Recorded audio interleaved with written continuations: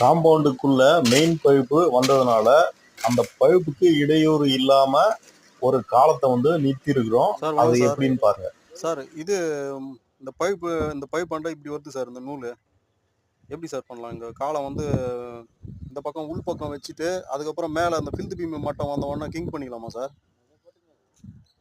இதெல்லாம் வந்து ஸ்ட்ரெயிட்டாக வந்தது சார். இதெல்லாம் பைப்புக்கு எந்த பிரச்சனையும் இல்லை. இந்த பக்கம் பார்த்தீங்கன்னாக்கா இதுவும் வந்து பைப்புக்கு உள்ளே தான் வருது காலம்.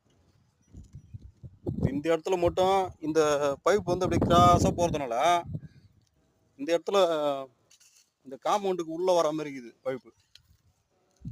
இந்த செங்கல் வச்சிருக்கோம் பார்த்தீங்களா, அந்த இடத்துல தான் அந்த டம்மி போட்டுருக்காங்க அந்த பைப்பை. இதை பார்த்துட்டு கொஞ்சம் சொல்லுங்கள் சார்.